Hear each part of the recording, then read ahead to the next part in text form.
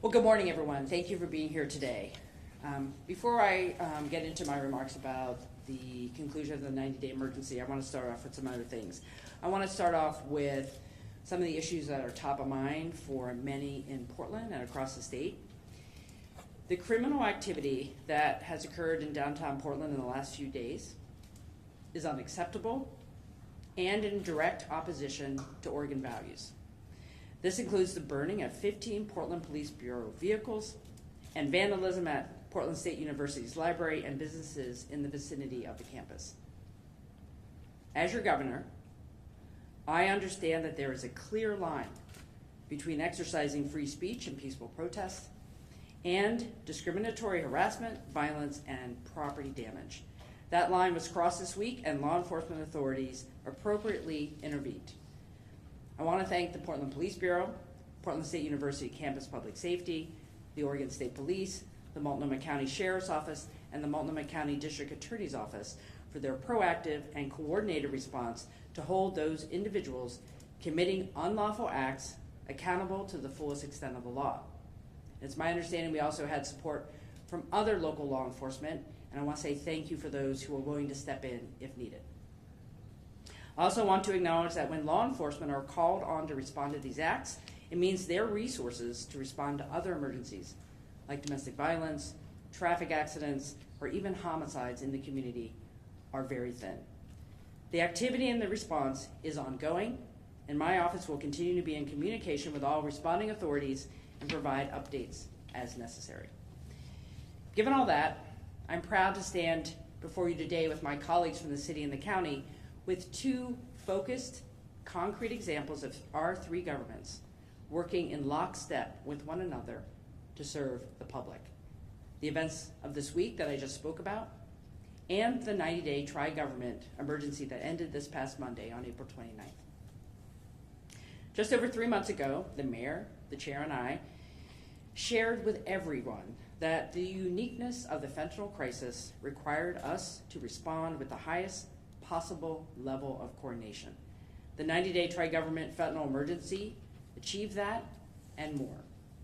One of the accomplishments from the last 90 days that you can learn about in detail in the report that was released this morning is the start of a private sector partnership in the next steps to address the fentanyl crisis. This kind of partnership is in keeping with the intent and spirit of the Portland Central City Task Force from last year, which originated the recommendation of the emergency. I want to recognize and introduce several individuals behind me, behind us this morning, who can speak to that private sector commitment and intent going forward. Steve Witterly, who is the Operation Director of Downtown Portland Clean and Safe. Tessa Peterson, who is the General Manager at River Place Hotel, who is the incoming Chair of Downtown Clean and Safe, and Terrence Pascal, the Director of Asset Management at the Standard, who is on the Board of Directors for Downtown Clean and Safe. There's a lot of interest for us to continue the partnership with the private sector to address the concerns of the fentanyl crisis, to maintain the momentum of the work that we've done in the 90-day emergency, and to engage more directly with the private sector on collaboration. There's just going to be a need for a dedicated team funded by private sector leaders to coordinate with the city, county, and state to strengthen and expand the substance use disorder continuum in partnership with the homelessness response system. Preliminary discussions with the United Way of Columbia Willamette are underway to be that conduit for that private sector involvement. The bottom line is we all have a role in addressing the crisis, and I'm grateful that business leaders and the nonprofit sector are stepping up in a big way. In addition, among all the collaboration state government has and will continue to bring to this effort, I have directed the Oregon State Police to extend their presence in Portland for another 6 months to continue their joint missions with the Portland Police Bureau and assist a peer outreach program that you will hear more about from Mayor Wheeler. There's more work to be done. We all know that. And I want you to know the state will continue to be a key partner in the work here in Portland. And you can read about that in the report. We have a lot to talk about today, so I just want to wrap up by thanking people. We had 52 people who stepped away from their regular job in the 90-day emergency to focus on this effort with diligence and with care for the people who are impacted by fentanyl, and with an eye towards long-term strategies that we have to continue to focus on.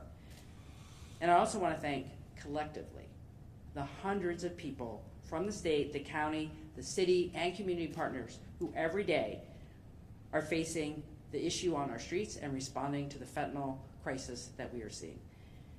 We see you, we appreciate you, and we have to keep going. And with that, I'd like to welcome our chair of Multnomah County, Chair Jessica Baker-Peterson.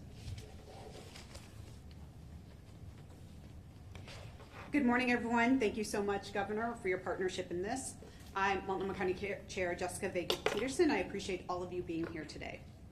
I want to start out this morning by reiterating the statement that Multnomah County Sheriff Nicole Morrissey O'Donnell, Multnomah County District Attorney Mike Schmidt, and I made yesterday in response to the damage to Portland State University in our downtown. As Chair, Sheriff, and District Attorney of Multnomah County, we unequivocally condemn the criminal actions that damaged our public university, burned 15 Portland Police Bureau cars, and harmed local businesses. We are united in our commitment to protect the right to freedom of speech and expression while ensuring the safety of our community. Those who engage in unlawful activity will be held accountable to the greatest extent of the law. Multnomah County will continue working in close coordination with the Portland Police Bureau and Oregon State Police to make sure we are prepared to respond to acts of violence and criminality. And now to the matter at hand. A little more than 90 days ago, the mayor, the governor, and I charged a unified command with a clear directive to leverage our combined resources to meaningfully change the fentanyl crisis in our streets and in our community in Central City. We know many of the harms and death we've seen are due to changes in the potency of substances, and that these deaths are compounded by social factors, including increased isolation, economic challenges, housing shortages, and instability and systemic racism. We wanted to lead together to increase coordination in responding to this very human toll, because we know that we can do better. We know this community deserves a human-centered, coordinated response. And we're pleased to stand before you today to say that important progress has been made. We know that fentanyl touches every neighborhood, every zip code, every corner of Multnomah County. For me, one of the most important priorities in taking part in the Central City emergency, which came out of the work of the Governor's Central City Task Force recommendations, was that these best practices would inform every county-wide initiative from here. That has happened and will continue, including the work to collaborate on a sustainable, scalable, and county-wide model. We've said we would increase the visibility and coordination of our outreach, leveraging services from the county's Downtown Behavioral Health Resource Center to continuing offering access to day services and improved connections. This has been a focus, with more than 1,600 outreach contacts in just 3 months. These connections have been vital to our success, and something I invested nearly $5 million towards in my proposed budget through harm reduction and safety on the street investments. This has happened especially through the work to expand our successful pilot between the Mental Health and Addictions Association of Oregon and other behavioral health resource network providers and the Portland Police Bike Team, increasing our footprint in our streets and changing people's lives, especially many who had never been connected to services before. We said we would move people more quickly into treatment, shelter, or housing. That has happened, with nearly 80 referrals to treatment or detox, 300 referrals to shelter, and more than 30 referrals into housing programs. We said infrastructure would be addressed, and it has. We've installed or upgraded 50 lights, including placing lights around the Central Library, and washing more than 250 blocks of sidewalks. We said we would increase distribution and train partners on Narcan so that more people would be ready to help. We've moved more than 4,200 doses of naloxone across our system in the past 3 months, and we've reversed almost 200 overdoses. People who use drugs can get naloxone and fentanyl test strips through our harm reduction clinic. Naloxone is also available for teenage students at high school student health centers and community health clinic pharmacies. It can be purchased through major pharmacies and is covered in part by most health insurers, including the Oregon Health Plan. Our law enforcement division in the Sheriff's Office has been participating in the 90-day emergency work group to combat the spread of fentanyl. MCSO has a dedicated team that disrupts and dismantles large drug trafficking and criminal organizations. In the first 4 months of 2024, the Dangerous Drugs team has seized almost 28 pounds of fentanyl powder and more than 26,000 fentanyl pills. We said we would increase coordination across county departments and programs to be sure our responses use all the resources that we have.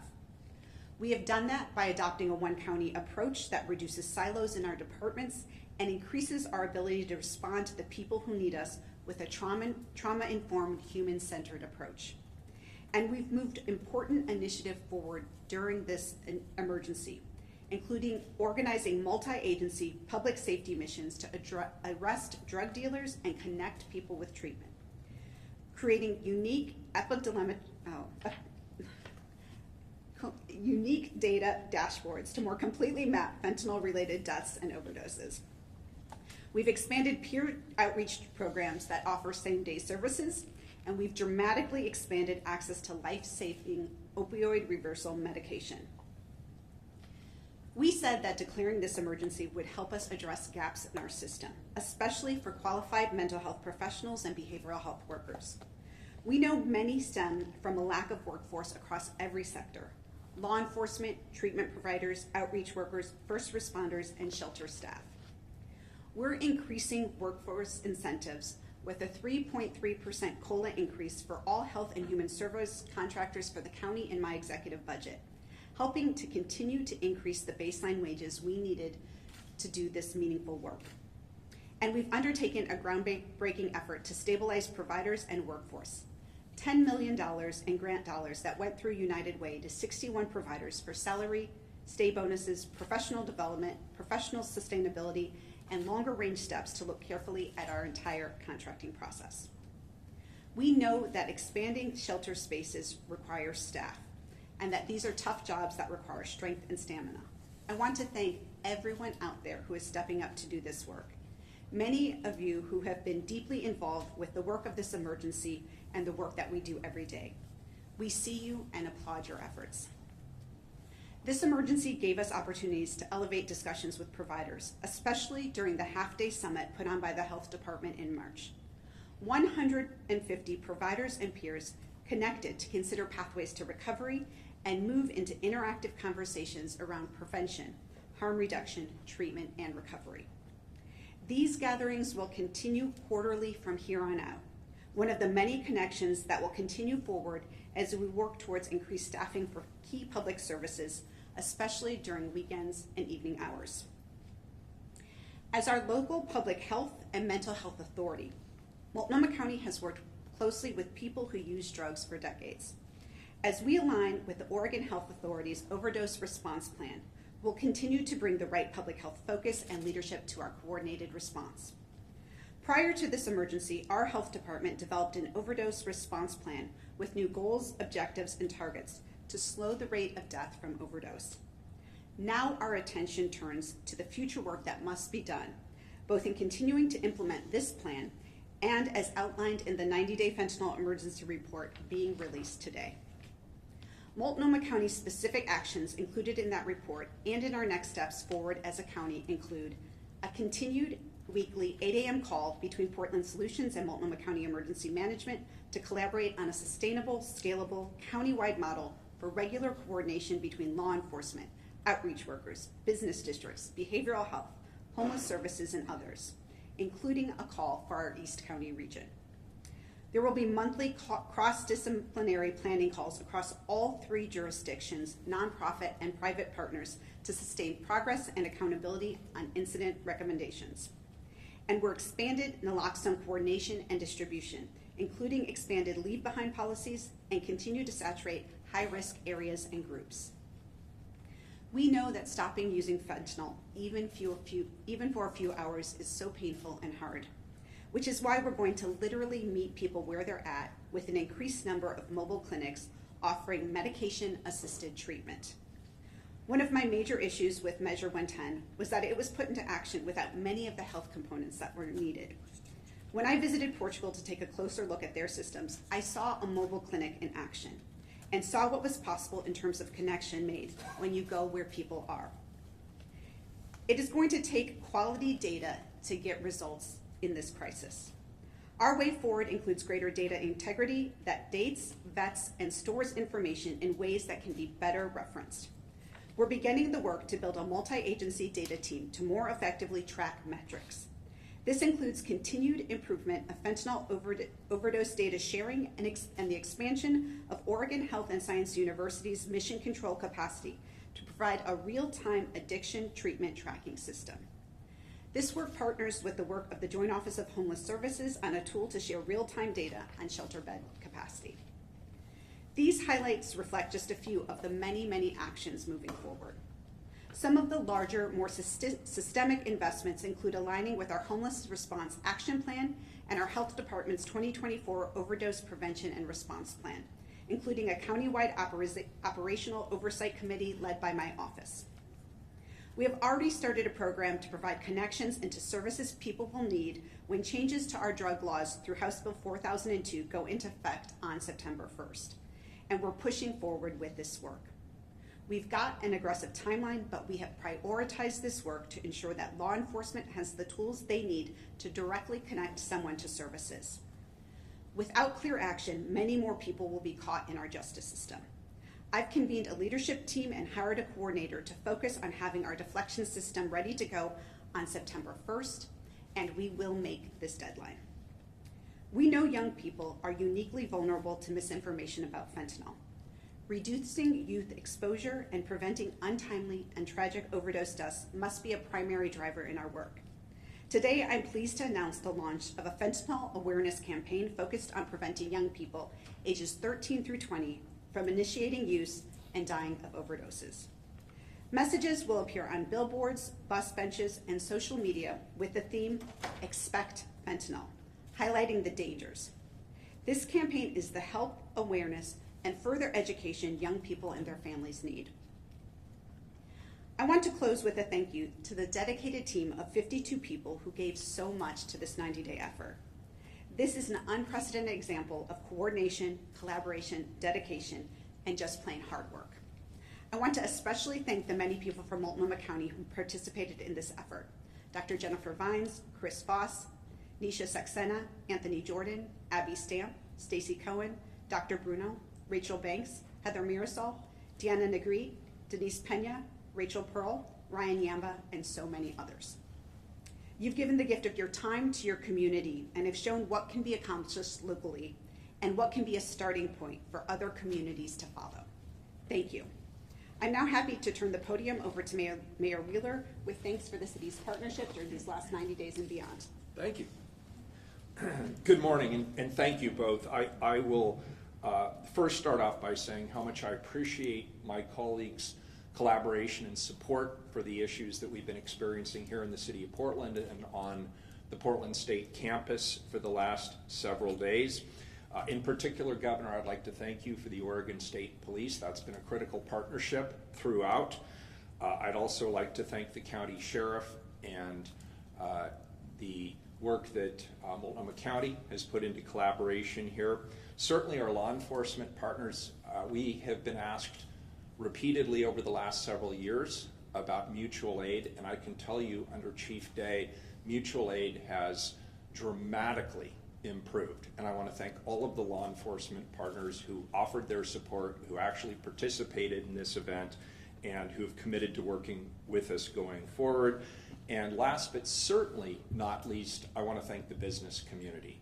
They've done a terrific job of reaching out to businesses in advance of some of these anticipated actions, preparing businesses, large and small, for what could be. And they've worked with us on the outreach subsequently, particularly those 6 businesses that were directly impacted by vandalism. And I'm very pleased to say that those businesses are recovering, and we support them, and we thank them for their continued leadership. So today, alongside Governor Kotek and Chair Vega-Peterson, I'm very happy to share the progress that we've made in the context of our 90-day fentanyl emergency declarations. Reflecting on the past 3 months, it's evident that our collaborative efforts have significantly advanced our capability to manage and to mitigate some of the challenges posed by fentanyl in our community. Over the past several years, my administration has been deeply committed to enhancing our public safety initiatives in response to the deepening fentanyl crisis on our streets. It's gratifying to report overall that this work has resulted in Portland trending in what I believe is the right direction, with crime decreasing in some very important categories across the city. Shooting incidents are down 42% since 2022. Vehicle thefts are down 36% year over year. And we've hired a total of 261 new staff within the Portland Police Bureau, well on our way of accomplishing my goal of hiring 300 new PPB staff by the end of 2024. It's my hope now at this point that we will actually exceed that goal. These improvements in public safety are mirrored by a recent study that showed that visits to downtown Portland are up 14% year over year. Despite this positive news, we continue to confront the rising challenges created by the use of fentanyl and its related addictions, and ultimately for some fatalities. The impact of fentanyl is obviously devastating. It's a crisis that disproportionately affects Portland's central city, and it's obvious to everybody that it's straining our public safety resources. The statistics are stark. Deaths attributed to synthetic opioids, including fentanyl, surged by 77% between 2021 and 2022. 70% in 1 year, just in Multnomah County. In fact, between 2019 and 2023, Oregon's fatal fentanyl overdose rate has grown to be the highest in the nation, with an over 1,500% increase. And here's another important fact. Alarmingly, our homeless population is 37 times more likely than the general public to succumb to an overdose, 37 times. This crisis unfolds daily on the doorsteps of our homes and businesses, and I can safely say that it affects every single person in this community in one way or another. In response to this crisis, my administration, over the last 2 years, has enacted 5 emergency declarations aimed at addressing Portland's most pressing issues. The emergency declarations I signed created much of the city's infrastructure that's now taking center stage in the response to the fentanyl crisis. These actions build on our experience with emergency operations related to homelessness, livability, and public safety. Notably, the establishment of the City of Portland Street Services Coordination Center, SSCC, has broken down bureaucratic silos. It aligned city bureaus to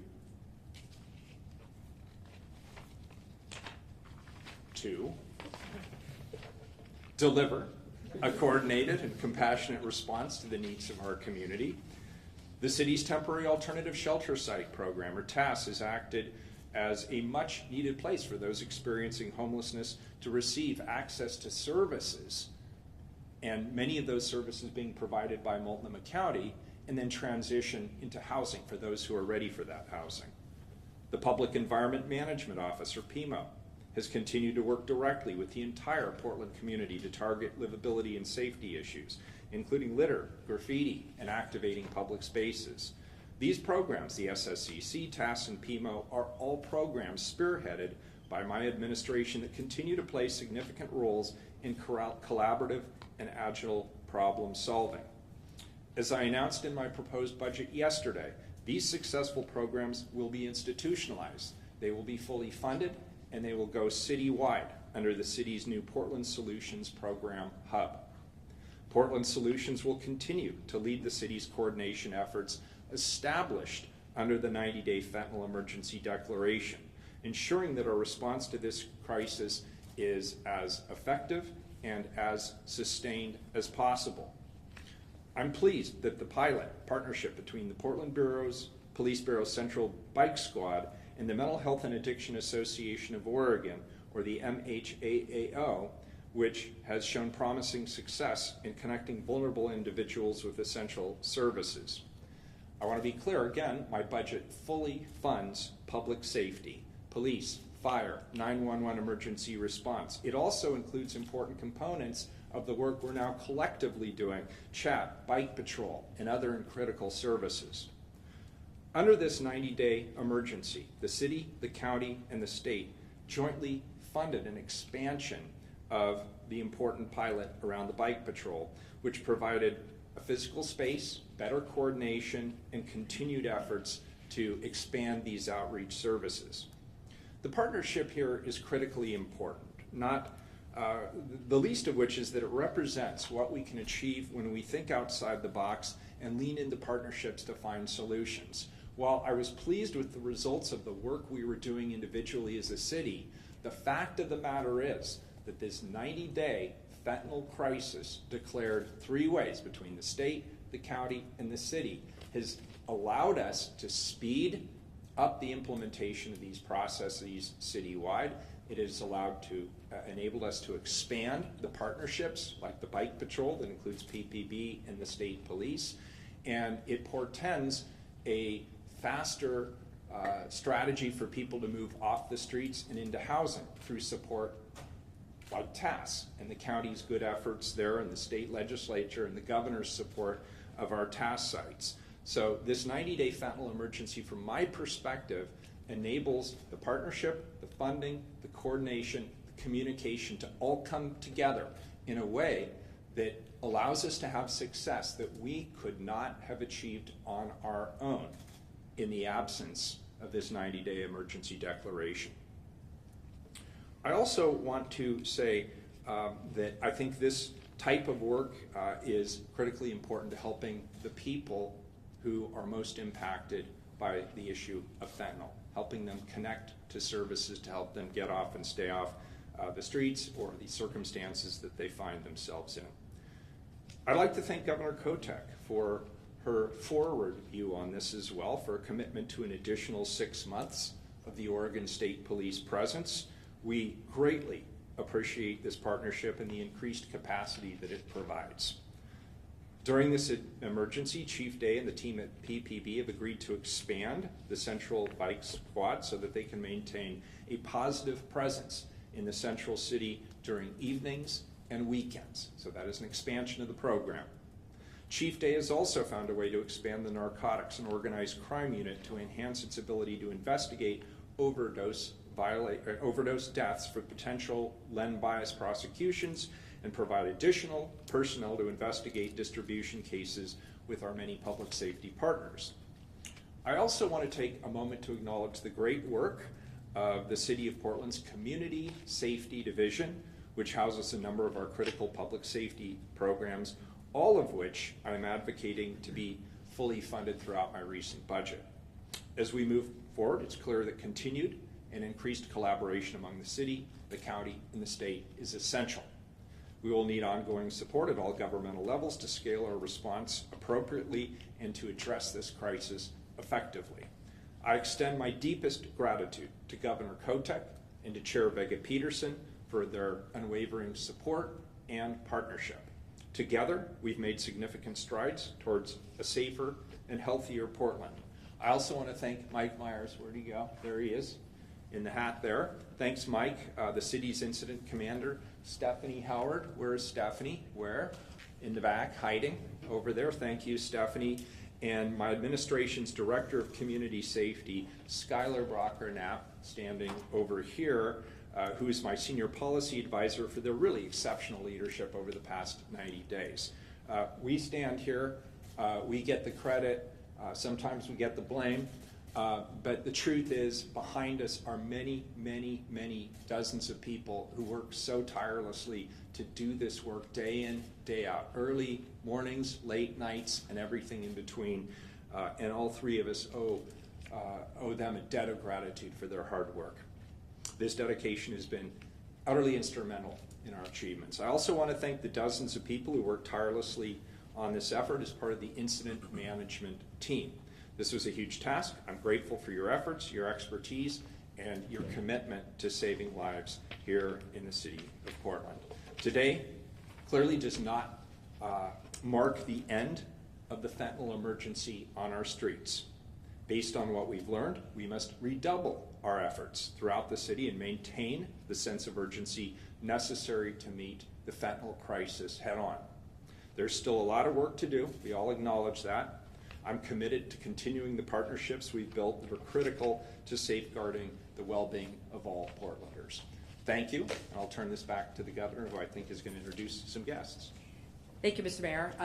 I think we can take some questions, and we have individuals here for follow-ups. We have providers here, we have first responders, folks that I've introduced from the business community. So if you have questions, we can do that afterwards with them individually. Here's what I want to say before we take questions. One of the things in the Central City Task Force that we heard from, whether it was fair or not, was the perception that the city, the state, and the county weren't working well together. That's clearly, through this emergency, you can see, and through this conversation this morning, that is not true. And we are all working collectively, collaboratively, together to take on issues such as the fentanyl crisis in the downtown Central City. What's different, if you look in the document, and there's a lot of information there that I think we've had a lot of national interest on what we're doing here. There's a lot of appendices of like how we've brought an emergency management structure to this. Lots of good reading for folks to see what we have done. But in the executive summary, we talk about primarily the system accomplishments. We didn't have baseline data. We now have baseline data. So we can know if we're getting better. We're going to continue to have the regular ongoing meetings. I attended an 8 a.m. Call. They were doing them daily. To see everybody on a Zoom talking about what they're doing every day with hard numbers, we're going to continue that on a weekly basis and then make it countywide. So that kind of check-in every day is going to continue.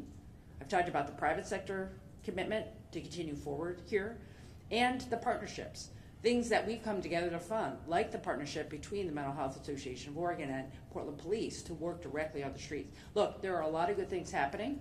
There's more work to do, but we wouldn't be here if we had not done this 3 months ago to say we got to all work together differently, and we are doing that, and there's a lot of good work happening. I want people to know that, and we're going to continue doing that because it is a good foundation, and we're going to keep going forward. So, questions? Bryce. Yeah, I'm Bryce with OPD. I'm kind of just wondering, why did this work require, a 90-day state of emergency to accomplish? Fentanyl has been an issue for a long time at this point. Why wasn't this kind of coordinated work happening before? Well, here's what I would say, and I'll let my colleagues speak as well. Remember, we had just come out of a global pandemic. At the same time, fentanyl became a crisis that I don't think any of us could anticipate, a very dangerous drug. So we finally had a chance to catch our breath and say, we have to do this differently. The value of an emergency declaration is you can move things quicker, you can procure, you can get people to do work. We brought people from their regular jobs into this in a coordinated fashion. When it's an emergency, you got to act like an emergency, and that's what we did. And because of that, we have a deeper, better foundation for the work going forward. I don't know if you want to. Yeah. Thank you. No, I think that obviously, as I said in my statements, Multnomah County has worked with people who use drugs for decades as part of our public health and mental health response. I think what this did was really act as a crucible for our three governments over these past 90 days to really focus in on the type of work that we needed to do and build upon as we look beyond the 90 days. As the mayor said, we know that the fentanyl emergency is not over. No one expected it to be solved in 90 days. But what we do have now is more information, more data, more coordination, and more alignment in terms of how we're going to work together to achieve the goals of bringing more resources into the system and expanding those then countywide. And I also think that this is a model that can be used in other parts of the state as well. Emily. Governor, can you explain why you've decided not to extend the bottle bill exemption at the two downtown stores, especially since a lot of people asked for an extension, including the Northwest Grocery Store Association, which owns the Safeway, and a number of business owners in the area said that it had actually improved the area, so I'm just wondering, why did you decline to extend that? I think the conversation about the bottle return, the returns, and changing the policy on a temporary basis was the right thing to do, which we were allowed to do under the emergency declaration. I want to remind people there's a law, so under the declaration, we had the ability to make some changes. And it was based on a specific hotspot need. It has gotten better. I think we all have to be flexible going forward to look at our bottle return policy statewide and make some adjustments. That would have to be done by the legislature. One of the things that I will support is what we heard in this discussion about the 24/7 retailers like the 7-Elevens and Plaid Pantries having to take returns at late night. That is unsafe for workers. That requires a change in law to do that, and I'm supportive of that. So not only have we done something specific, but we've learned how to improve things going forward. Right now, my message to retailers is everybody has to do their part, because when some retailers aren't doing their part, it then puts it on other retailers. So you gotta all do your part. And we're looking at the data. The data has shown that, we'll continue to look at it, that there hasn't been movement to other parts of the city. And we believe the particular issue at those two retailers that suspended has been solved. But we're gonna continue to watch it and make sure. So right now, we're back to what we're doing, and we're gonna continue to watch, and we have to be flexible going forward. By solved, what do you mean by that? Well, I think what we have seen is, if you want to speak to this, Mr. Mayor, but at the Safeway and the adjacent Plaid Pantry, whatever was happening there has improved. You know, there's, the hotspot of folks who were using there, the police response, that has cleaned up, right? That has definitely changed, and I know people are appreciative of that. We're going to continue to look at the bottle return data to see if there's anything else we need to be doing there. I am a supporter of maybe trying to bring another Trash for Peace group in. They're on the central city, they're on the east side. We need a place where folks can go in a safe fashion to get connected to services to return their bottles, and that also will take some pressure off the retailers. Courtney? Mayor? Did that answer your question? If that answers your question, I I don't mean, need if to you check. have anything additional. Yeah, so first of all, I'll just second that 10th and Columbia has improved dramatically. The governor's right, we need more data because we need to disaggregate different types of programming in that area to see what the impact of the bottle drop was. There are other issues that we should explore, and it's not just related to police data. I'm also interested in the economics of the fentanyl trade, and we should evaluate whether or not the bottle drops are becoming an ATM for the fentanyl trade. We don't have enough data at this point to be able to say for certain, but we do need to look at the entire bottle drop program. It's been around for a long time. It has not been remodeled to accommodate current circumstances, and I would strongly support the legislature taking up this issue, and we would absolutely chime in on it. Thank you. Courtney? Regarding the mobile treatment clinics, we know that withdrawal and successful treatment often takes, 30 days, 60 days, even longer. How does that align with that? How will this align with that model? Yeah, thank you, Courtney. This is a critical part, right, of being able to meet people where it's at, to make it easier for people to get some medically assisted treatment to help them as they're going through their path out of addiction and into recovery.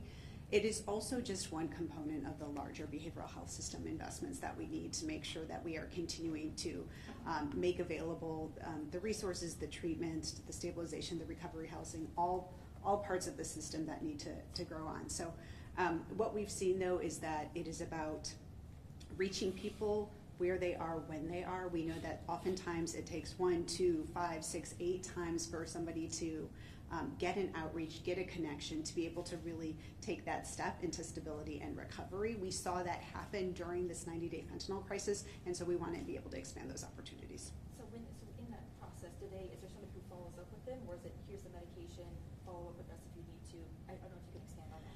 Yeah, I mean, so some of the models that we've seen and we have used is regular visits that go back to the same place, so that people know that they can rely on that is where they're able to access the services, the outreach, and the medication that they were going to need. So it's really a consistent place. So instead of having somebody have to go maybe like take a bus across town to get to a certain place, this is coming out to folks in the community and being kind of a relied upon resource there. Ezra? This is also for Chairman Vega Peterson. One of the things that we've heard, especially from the Health Justice Recovery Alliance, there's just not enough detox facilities. And even with the medication-assisted treatment, with the strength of fentanyl, many people will have to go through detox before they can access MAT. What's being done to increase access to detox so that MAT can even work? Yeah, I really appreciate this question. That goes back to the answer before, is we have to and are making investments across the system in order to make sure that we've got the right the right steps and the right resources for people wherever they are, whether that is a sobering center for somebody who needs immediate treatment, whether it's access to detox, whether it is a stabilization bed for somebody to go once they're done with withdrawal and detox when they're so they can get ready for treatment. So we are making investments across the system. I appreciate the investments that we've had in the recent years from the legislature to add additional dollars into our behavioral health system in order to do that work. We have been, we're working closely with partners across the board, from Central City Concern to other FOR and other partners, to really look to say what can we do. So we're going to be looking at increases in detox and withdrawal. One of the things that we are doing right now and getting ready for the House Bill 4002 full implementation on September 1st is having kind of an assessment and intake center set up so that people have that place to go. That's in parallel with the longer work that we're doing in setting up a sobering center, and the long-term plans for that also include coordinated services like withdrawal and detox. And can you expand on kind of what will be set up for when that September 1st deadline hits? Because what we know right now is that people are showing up to detox and not being able to get in. Folks who want it can't actually get those beds. So will you be ready on September 1st? So what we're talking about September 1st is truly having a deflection process in place so that somebody who is now under the new recriminalized charge of possession of a controlled substance has an alternative path than being arrested, taken to jail, really having that connection with our justice system. Instead, we want to be able to deflect them into a place where they can have access to services, where there's more health, behavioral health focused and more peer support, right? So really trying to do the work of setting up that alternative system that we didn't have under Measure 110. So in September 1st, our work really is about having a deflection process. One part of that deflection process is going to be having a drop-off center where people can go, they can have intake and treatment, have a peer that can connect with them, and then get connection into services or get directed into services. It is not going to be a detox or withdrawal center, on September 1st, but that is part of the longer-term work of how we can build up the system. And I think you wanted to just briefly. So all the counties who are early adopters of the deflection center money, not only Multnomah County, remember, this isn't everyone. This is a new crime that will affect certain individuals, but we have to be ready. So the state is working with partners to make sure we are ready and following best practices on day one when the new crime goes into effect. Two things I want to say, and one of the benefits of the fentanyl emergency is, and I said this to a couple folks during the last 3 months, if there's an open bed anywhere, we want to know where it is and we want to get people in it. I never want to hear there's an open bed not being used. So I think we're doing a better job there because of the coordination that's happening on a regular basis. We're also continuing to push the funding that's gone to OHSU to have a real-time tracker of what is available, because as we continue to build more resources, like we all did at the end of last year, putting money into the recovery, the new treatment facility that Central City is going to run at Lolo Pass over on East Burnside. We all stepped up and threw some money into that so it could be ready by the fall. We need more capacity, but every piece of capacity we do have has to be used better, and that is also something we're focused on. Heather. Governor, on the expanding the state police presence downtown, we know OSP has been in a staffing struggle for the last several years. Those troopers that are working downtown must be coming from somewhere. What region is now lacking that patrol capacity with those troopers working downtown that wouldn't normally be doing that work? Yeah, I think I would rephrase it in that I don't think we're taking capacity. We're flexing current capacity on a intentional way to help out PBB. So we're going to continue to extend what we've been doing, and we've been very cautious not to overcommit because we do have to, serve the entire state under the Oregon State Police.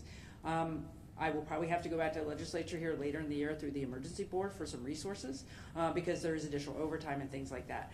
But we are trying to maintain it, but be realistic, and another 6 months of OSP working with PPB is really important, and we're committed to that, and so is Superintendent Connie. So you're saying that that's not, those troopers weren't doing something else elsewhere? Well, we're flexing from their regular patrols to do this work. I'm not going to go into a lot of detail there. And we do have more folks coming out of the police academy, same for Portland, same for OSP, so we're ramping up. But again, trying to maintain current service level, but asking people to do a little more. And I'll be honest, been a strain on our folks, but we're committed to it because it's been having a great impact, so we're gonna do it for another 6 months. Tanner? This question is for Tanner Todd, the Oregonian, and for Baker Peterson. I remember at the beginning of the 90-day fentanyl state of emergency downtown, some county commissioners expressed concern about the impact of fentanyl on other parts of the county. Can we expect to see this kind of tri-government collaboration in other parts of Multnomah, such as East County? Yeah, absolutely. So all three of us are committed to continuing this work in partnership together because we've seen such a big impact in what's happened in the Central City region over the past 90 days. So we are going to be continuing with the 8 a.m. calls where we're bringing all three governments providers, people from from the different areas of this work to be meeting to talking about those. There's going to be starting in July. There's going to be those calls for the four different quadrics in the city of Portland and one for East County.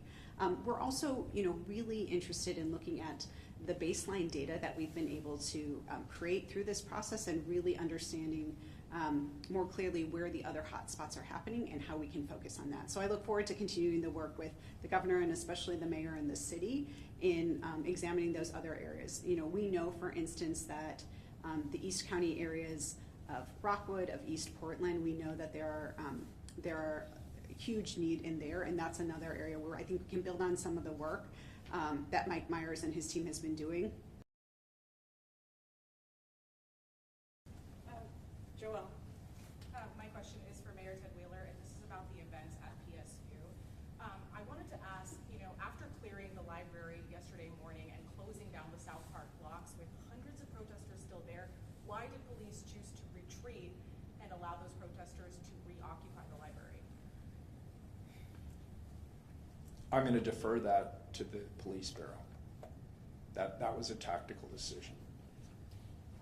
I haven't gotten everybody even once. Okay, John. So we've discussed how hard it is for people once they start using fentanyl. This question's for the governor, by the way. When people start using fentanyl for the first time, how difficult the recovery process is. Outside of the awareness campaign for 13 and 19-year-olds, for older people, what is being done to make sure people don't become first-time fentanyl users? Because, as we said, the recovery process is difficult. Well, I do think we all have to recognize the dangers of fentanyl and get that message out. I think young people are a good place to start, but I do think this type of work is raising awareness. When we hear folks who are ready to get into recovery, as you're commenting, and they can't go an hour without some support because of the addictive nature of fentanyl and whatever else is in that fentanyl, because now I'm hearing about different types of fentanyl, it's a significant change in our response system. That's why I think the approach that the state wants to support as well around different types of medically assisted treatment on demand in a quicker fashion is going to be important. As you know, I'm visiting all the tribes this year, and we were out at the Confederated Tribes of the Silettes, and they have a program there where they, because of what they have locally in their clinic with the medical professionals and the outreach workers working together, they're able to do a long-acting injection to help people get stabilized. We have to understand that fentanyl requires us to do things different. We have been working under the paradigm of heroin and methamphetamine where we're like, well, everybody can't have anything until they get clean. Fentanyl requires medically assisted treatment because of the nature of the addiction, and we all have to be more comfortable with that and resource it to do it differently. And we're hearing that with the mobile work, but that is a conversation we're also having in the state as well. And every community is seeing that, and we need to do things differently. And frankly, it's something everyone across the country is also challenged by. Brandon. On coordination, you talk about those 8 a.m. calls. From what I've seen, you've seen some new organizations, some organizations who can't make it. How do you ensure that all of these private organizations as possible are on those calls participating? Would you require that as part of government funding? So I think that we've seen, the consistency of the 8 a.m. calls, I think, is the strength in them, right? Those are happening every day. We are aligning resources as people are able to join, right? They are joining and then being a part of the solution. I think this really speaks to, though, the work that is going to be happening under the homelessness response system and the homelessness response action plan in order to make sure that we are continuously having the conversations with all of the right partners, all of the right providers at all the levels of government that need to be there. We have to be building and focusing on this system that incorporates the response. As Mayor Wheeler says, there's such a higher likelihood that people experiencing homelessness are also going to experiencing fentanyl addiction, that we need to make sure that we have the right solutions that are targeted to that, and that we are doing that coordinated outreach. So for me personally, making sure, we were able to produce as a part of a coordinated effort between the city and the county, a shelter strategy that really has given us goals and a pathway for building up our shelter system. We need to have that same thing, and I expect that we are having that same thing in terms of outreach and the way that we need to be coordinating and bringing together the outreach work that is happening in the city and the county. Lucas? This is a question for the governor. This is about the reports that have been coming out of Oregon State Hospital. Can you just address what you're doing to improve conditions at Oregon State Hospital? And specifically, can you also just answer why they're handing out condoms? I don't know why they're handing out condoms. That was news to me. We're going to ask them why that's happening. And we have been focused on improving the outcomes for individuals at the state hospital. As you know, it's mostly a population of folks who have been connected with the criminal justice system as aid and assist and getting ready for their own defense. My primary concern is making sure what we're doing there is evidence-based. We're supporting the workforce to do it, and we're going to continue to monitor. But that particular little fun footnote was a surprise, and we'll be talking to them. Emily?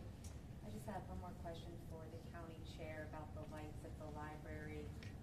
We had talked a couple of weeks ago, and I told you that business owners in the area said that, anytime lights went up near them, the problem was moved further down the street. And you said that that is, something that happens in the short term.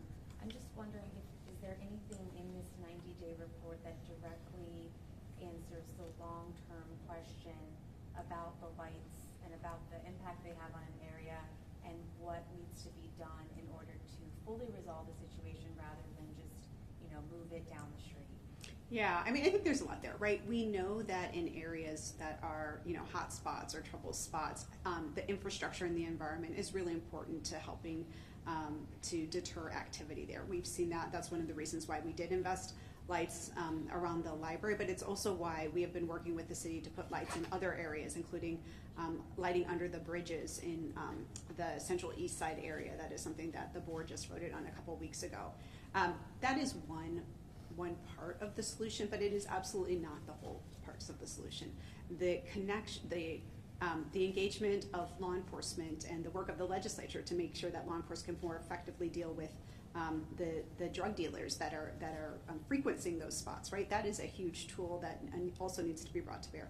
The outreach workers for folks who are experiencing addiction, who are having contact, right? That is part of the solution. So ultimately, lights are a tool that we use, but it is just one piece of the overall work and the overall response that we need to have to these areas. So I guess for people who are worried, now it's going to come to my neighborhood, what would you say to those people? Yeah, I think two things. One is that the work of this 90-day response was about learning how we better work together so that we could take and expand this kind of response citywide and countywide, and that's what you're going to see happen. I think the other piece of it is that people need to report these things so that we can get the response. So if you are noticing criminal activity, if you are concerned about safety, please reach out to law enforcement. Please be raising awareness so that you can get the response that you need. I think one thing that was a priority for all of us as we were going into this 90-day fentanyl emergency was recognizing that there might be a tendency for something to go from one place and move to another. We did see that happen during these 90 days, and we were able to then adjust the response to recognize that and to re-engage in that new hotspot, and that will continue post 90 days. I have to excuse the governor, and then they can take about one more question each. Is that fair? Got a quick one for the governor? Yes or no question, Brandon? Timeline. When do other areas of the state, when can they expect coordination efforts or these outreach efforts that have happened here during the night? That's a good question. So we needed to start in the central city. And what you're hearing here today is we've created a great foundation of how to approach it. I know Deschutes County, for example, had an emergency declaration as well. We are seeing challenges all across the state. We're going to look at what's been done here, have some conversations, model it up. It's going to inform how I develop my budget for next year. No work like this is a foundation for more progress, and that means having conversations statewide. So I appreciate the question. One more question total. Who has the last word? Hearing none. Ezra? I'll just circle back to the whole MAT thing. I think one of the things that hasn't been discussed is you all said that we have been kind of treating this like we did with the heroin and other drugs in the past. With heroin, you can take somebody, give them MAT, give them buprenorphine, whatever it might be, Suboxone, and immediately get them into MAT. We also know that that's not the case with fentanyl, that the strength of it, you can't actually just give somebody those drugs right off the bat. You have to withdraw them initially from the fentanyl. Given that, it makes it so that you have to have those detox facilities in place. I guess I'm still looking here what's going to be done so that those MAT efforts that you're doing are actually able to be implemented, as you said, meeting people where they are. Yeah, I mean, I hear what you're saying in that fentanyl is more complicated, it's more addictive, you need to have it more frequently, right? And it has a different impact physiologically on the body. We do have to be building out that system. We do have to be increasing the number of detox beds. We also have to be more effective and efficient, excuse me, in how those beds are being used. So like, absolutely, we have to be investing in those parts of the system as well. And when somebody is successfully detoxed, they need to have a place to go so that we're not just releasing them out into the street, so that they're not just having to come back to detox in another matter of days or weeks. And so that is also part of the work that we're doing, building the capacity, but also increasing the efficiency so that people have a safer place to land, so that they're ready for treatment, they're ready for medically assisted treatment. And that is the work that we're doing. That is why the county is invested in multiple stabilization beds and with different partners, as well as making sure that we're using those detox beds wisely. Do you have a target number of detox beds that you would like available in Multnomah County? I don't right this second. Adjourned. Yeah, thank you.